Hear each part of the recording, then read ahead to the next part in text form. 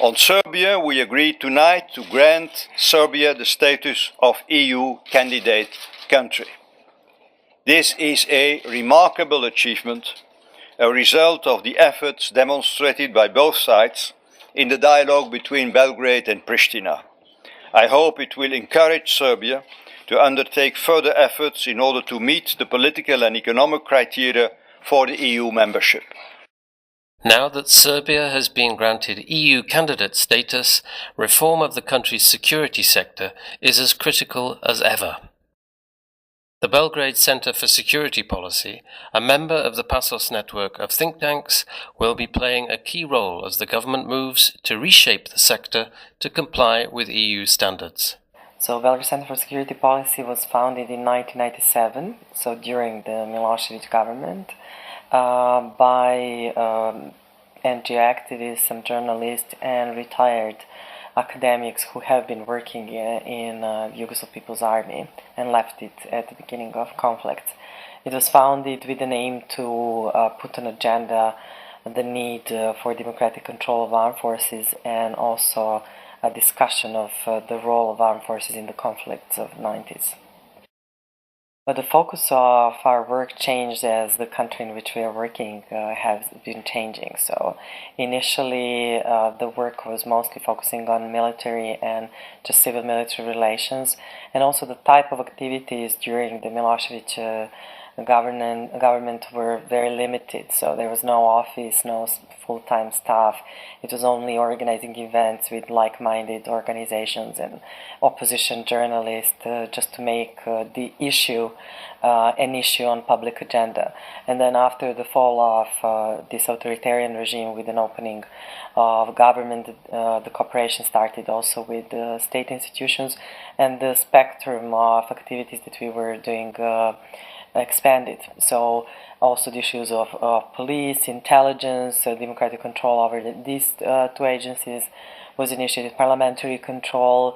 So slowly the topic has expanded, and I would say that for the last 5 or 6 years we have took on the concept of security sector reform that encompasses both those that provide security and those that oversee them or manage them, whether from state or non-state actors, as our conceptual background. So we take a very holistic view when we discuss security policy.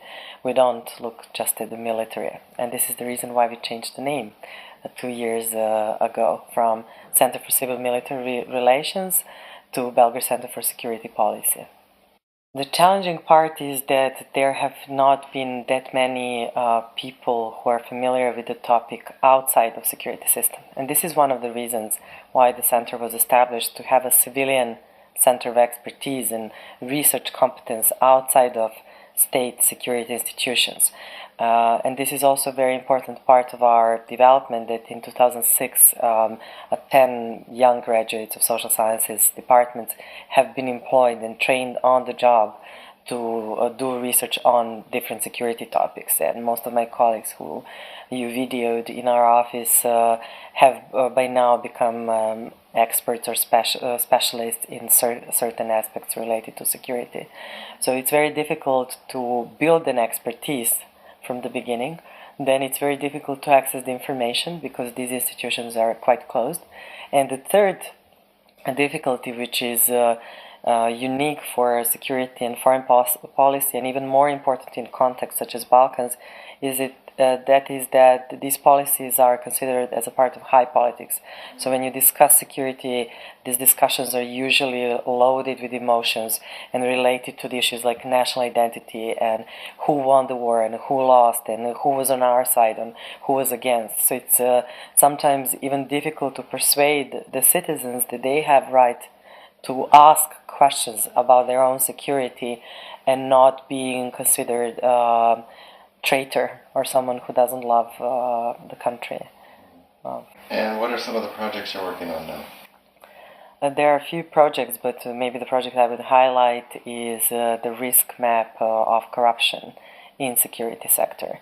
For two reasons. Because this kind of research has not been done before, and security institutions have in a way an advantage for corruption in comparison to the rest of public administration, because much of their work is considered confidential, including significant parts of public procurement.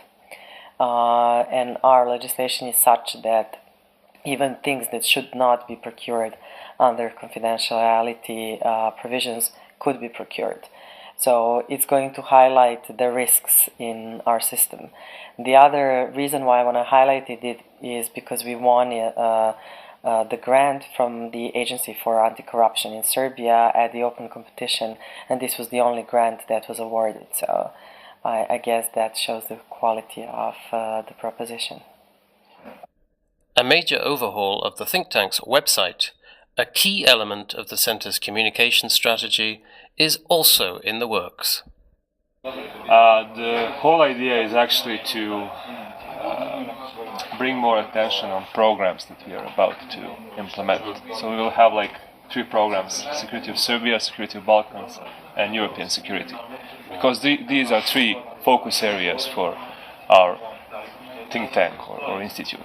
It's visual, it's simply more approachable, it has, I think it's more, yes, it's more user-friendly in every way, and of course you're now connected with all these social networks that you can't work without.